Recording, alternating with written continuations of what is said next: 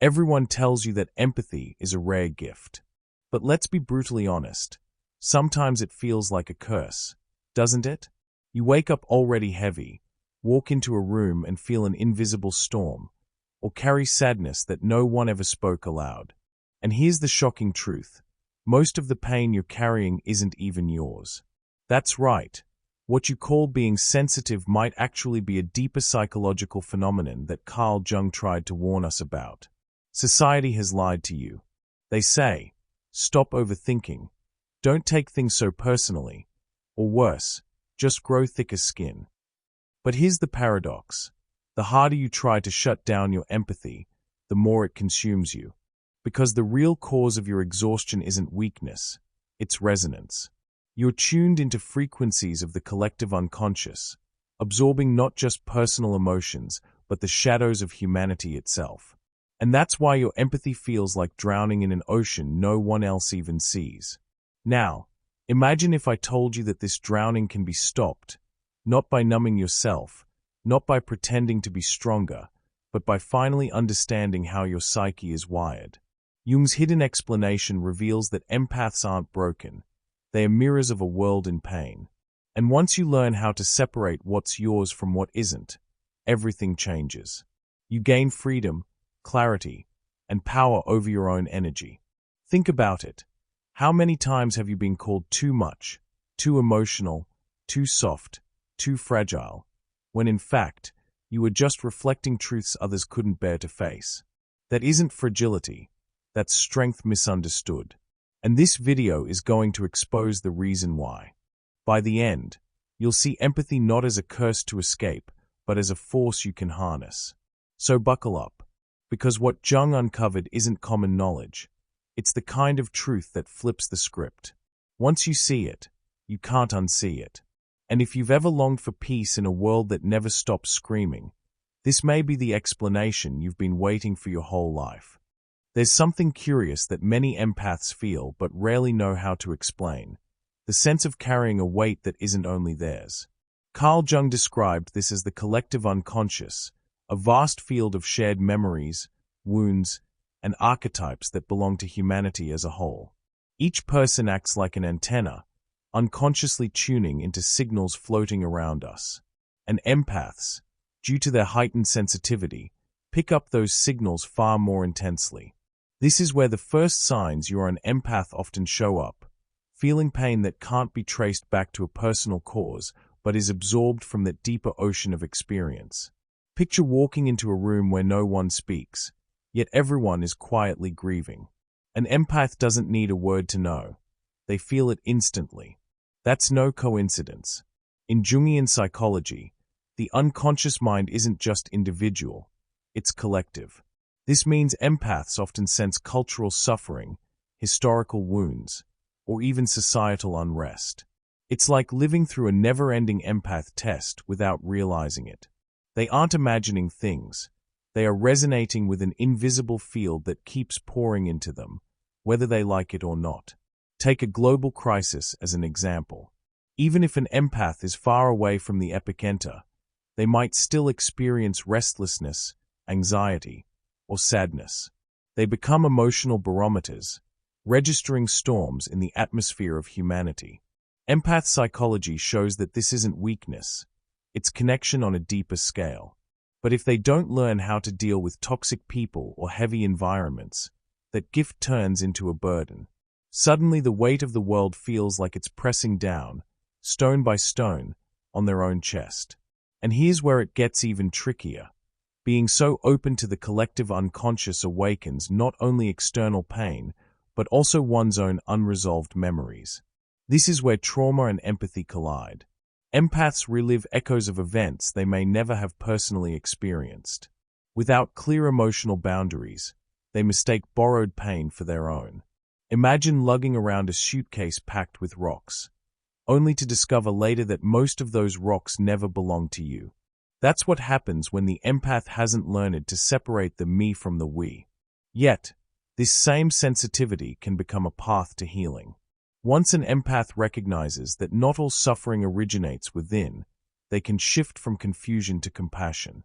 This moment is often the start of the empath healing journey, where insights from analytical psychology encourage practices like shadow work, dream interpretation, and eventually, individuation. That transformation turns borrowed pain into wisdom. And naturally, this leads us to a deeper question. How does past trauma intensify this empathic openness and make it even harder to carry? Many empaths don't realize that their deepest sensitivity often has roots in old wounds. Childhood experiences, family conflicts, or even subtle emotional neglect can leave a person's nervous system finely tuned to every shift in others. This is where trauma and empathy are closely linked. When someone has been through hardship, their mind unconsciously sharpens awareness as a survival skill. Later in life, this skill shows up as extraordinary empathy. It feels like a gift, but it's also a scar. And if you've ever wondered why your empathy feels too much, this may be one of the clearest signs you are an empath with a trauma-shaped heart. Think of a child growing up in a tense household. They learn to read every sigh, every footstep, every silence, because predicting mood changes is how they stay safe. Fast forward years later, and that same child, now an adult, can walk into an office and instantly know who's stressed or who's hiding anger. This is what many fail to see. Empathy isn't only kindness, it's also vigilance born from pain. In empath psychology, this hyper-awareness is sometimes mistaken for intuition, when it's actually a nervous system that never stopped scanning for danger. Here's the paradox. What once protected them becomes exhausting in adult life. They don't just feel with others, they feel for others, often at their own expense. Without strong emotional boundaries, the empath absorbs not only pain but also responsibility for fixing everyone else. It's like carrying an invisible to-do list. Heal this person, comfort that one, protect another. That's why healing for empaths isn't about shutting empathy down, but about learning where to stop. Sometimes, the bravest act is allowing someone else to carry their own burden. Of course, trauma doesn't only make one vulnerable, it can also forge resilience. But here's the catch: resilience isn't automatic. Many empaths get stuck in the loop of replaying others' emotions as if they were their own. They attract toxic dynamics because their hearts are wide open, making them prime targets. That's why knowing how to deal with toxic people becomes vital. It's not about becoming cold-hearted, it's about learning the art of compassionate distance. Empaths must understand that being a sponge isn't the same as being a savior. This leads us into another layer of Jung's work. He believed that the unprocessed wounds of our past often resurface in the form of projections, a key idea in analytical psychology. Empaths, especially those molded by trauma, become mirrors reflecting not only their own shadows but also those of the people around them. And if they don't recognize this, they'll drown in borrowed emotions that aren't theirs to carry. Which brings us to the next insight: how the concept of the shadow plays into this endless cycle of absorption.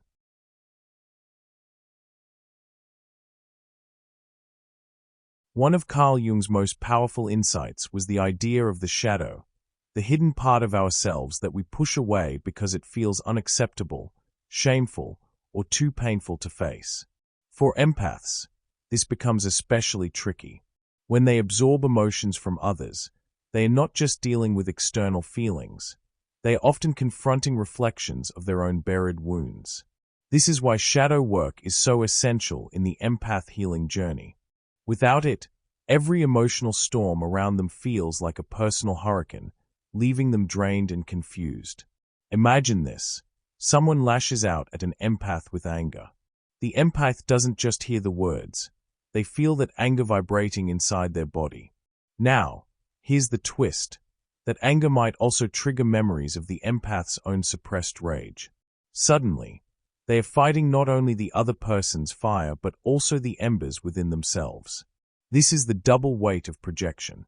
In Jungian psychology, what we reject in ourselves often shows up in others. For empaths, the boundaries blur, making it hard to know where one person's shadow ends and theirs begins. This constant dance with projection can make life messy. An empath might believe they are simply compassionate, but in reality, they are carrying layers of unacknowledged emotion, both theirs and everyone else's.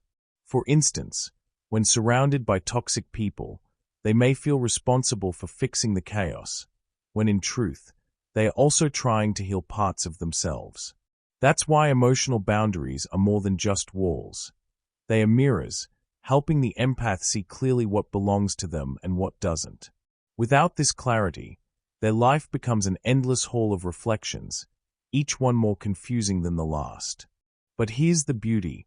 Confronting the shadow doesn't weaken an empath, it strengthens them. When they finally face those inner fragments, they gain the power to distinguish between self and other. This is where analytical psychology offers tools, journaling dreams, practicing mindful self-observation, and even therapy rooted in individuation. These practices transform empathy from a raw, uncontrolled flood into a river with clear direction. Instead of drowning, the empath learns to swim. And yet, the journey doesn't end here. If the shadow reveals what's hidden within, what explains those eerie moments when empaths feel they are in sync with someone else's pain without reason? Why do they sometimes meet a stranger and instantly feel their heart break? This is where Jung's mysterious concept of synchronicity enters the story, and it may hold answers to why empaths align so perfectly with emotions that aren't their own. Jung once described synchronicity as meaningful coincidences, moments when the inner world and the outer world seem to line up in uncanny ways. For empaths, this concept feels almost like home. They don't just notice patterns, they live them. How many times has an empath thought of someone in pain, only to receive a call from that very person minutes later? These aren't random accidents. They are threads of the collective unconscious weaving lives together. And empaths, with their heightened radar, catch those threads sooner than most. Think of it like emotional Wi-Fi. You can't see the signal, but if your device is tuned in, you'll feel the connection. Empaths are constantly tuned in, and that's why their experiences can feel so uncanny. One might walk into a cafe, sit beside a stranger, and suddenly sense heartbreak without a single word exchanged. It's not imagination, it's empath psychology in action, amplified by synchronicity. These moments validate that the unconscious mind is far more connected than logic wants to admit. But synchronicity isn't always gentle.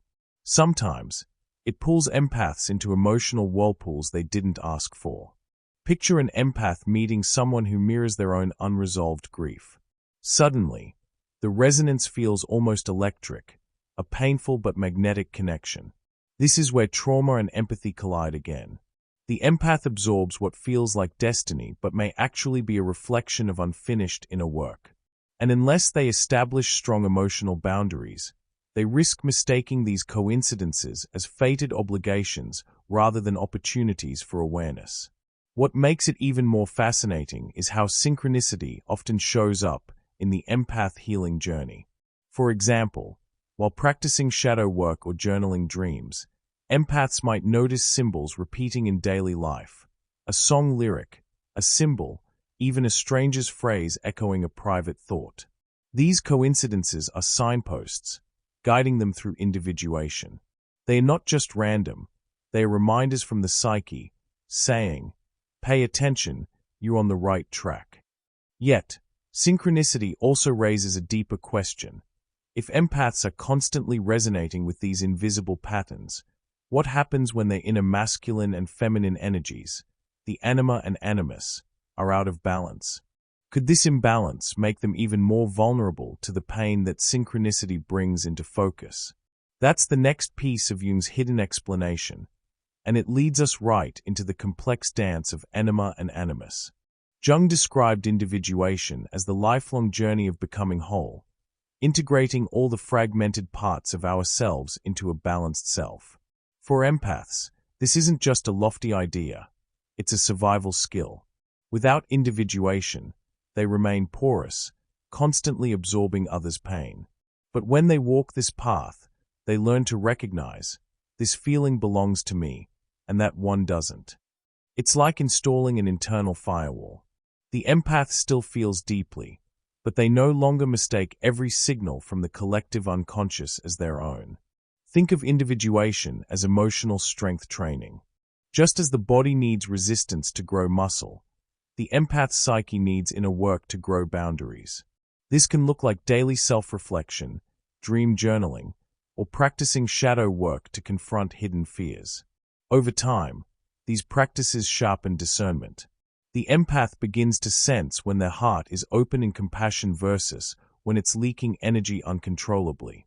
It's the difference between a lantern lighting the path and a fire left untended, burning everything in its reach. Here's a practical example. An empath visits a friend going through heartbreak. Without individuation, they leave the encounter carrying that heartbreak as if it were their own. With individuation, they can sit with their friend, offer comfort, and still walk away with their inner world intact. That's the quiet power of emotional boundaries. They protect the empath without dulling their compassion. It's not detachment, it's clarity. And clarity is what makes the empath healing journey sustainable rather than exhausting. But individuation isn't easy. It demands patience and humility. Jung emphasized that we must face our unconscious mind, integrate our anima and animus, and acknowledge our shadows. For empaths, this process feels like walking through a labyrinth, sometimes confusing, sometimes heavy, but always leading toward self-mastery. Along the way, synchronicities often appear, guiding them, reassuring them that they are not lost. It's almost as if the psyche rewards courage with meaningful coincidences. And here's the real beauty.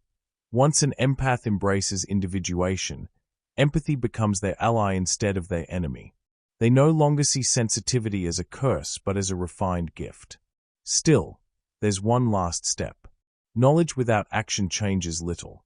So how can empaths take all these insights, collective unconscious, trauma, shadow, synchronicity, anima and animus, individuation, and actually apply them in daily life? That's where practical Jungian strategies come in, turning wisdom into protection and healing.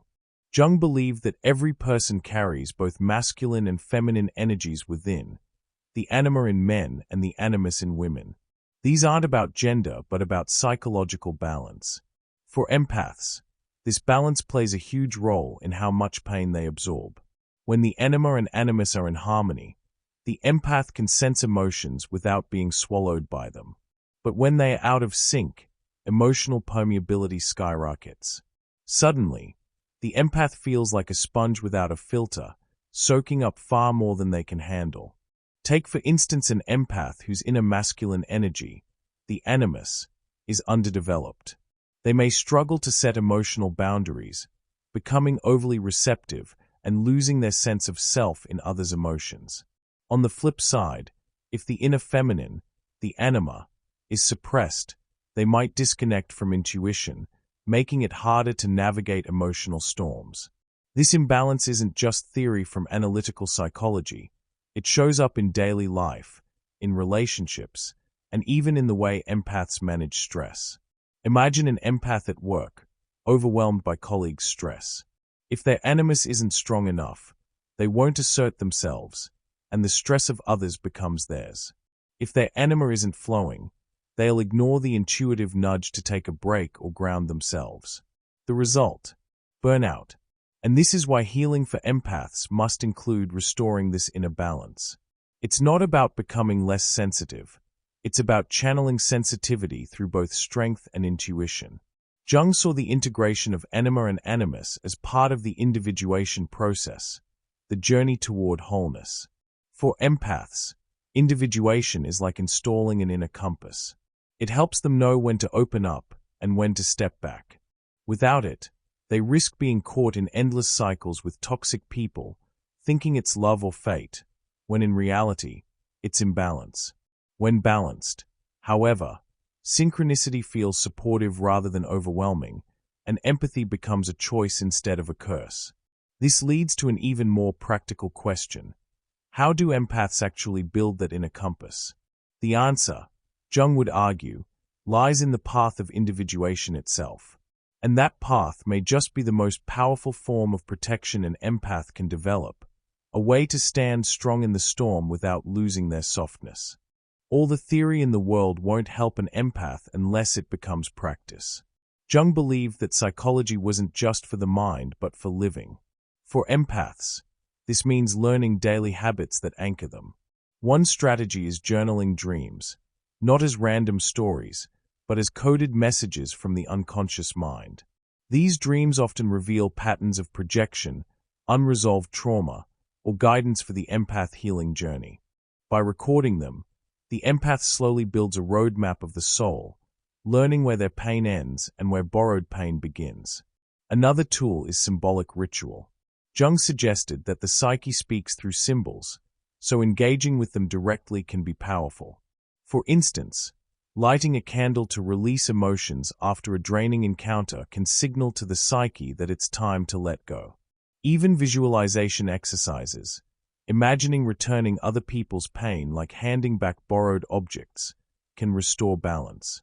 These rituals might seem simple, but for empaths they act as invisible shields, reinforcing emotional boundaries that words alone can't hold. A third practice lies in active imagination, where the empath dialogues with parts of their psyche. This could mean speaking to the inner child, giving them the safety they never had, or confronting the shadow face to face.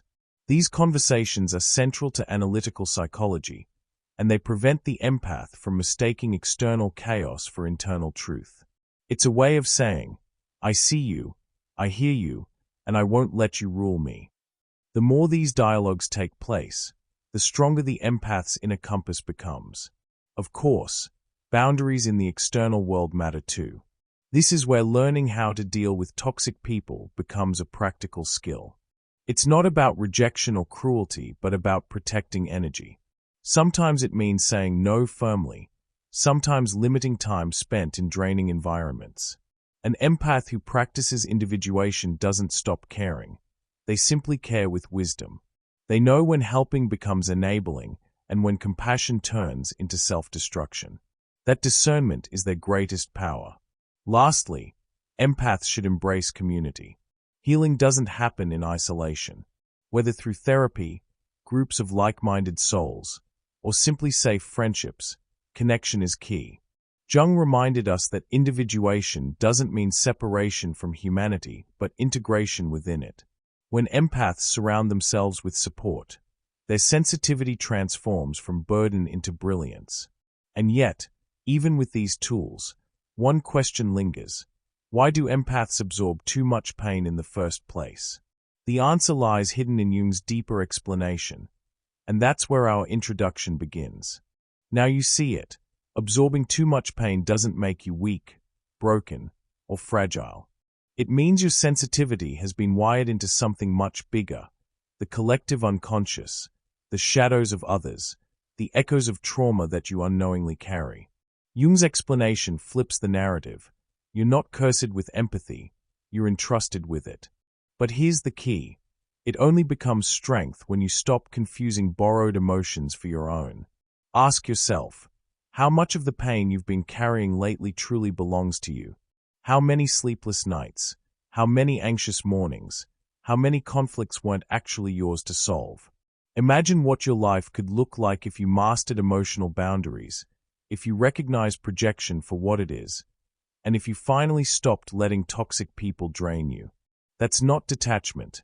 That's wisdom in action. The truth is, you already have everything you need to change the way you experience empathy. Through shadow work, through individuation, through reconnecting with your inner child, you can stop drowning in other people's storms and instead become the calm in the chaos. That's the real empath healing journey, transforming sensitivity into clarity, pain into purpose. So, here's my question to you. What resonated the most in Jung's hidden explanation? Was it the link between trauma and empathy, the role of synchronicity, or the realization that you've been carrying emotions that never belonged to you? Share your story in the comments. Your words may become the mirror someone else desperately needs. And if this video spoke to you, don't leave without subscribing and hitting the bell, because this is only the beginning. Together, we'll explore empath psychology, Jungian psychology, and the unconscious patterns shaping your life, so you can finally stop carrying pain that was never yours and start walking in your own truth.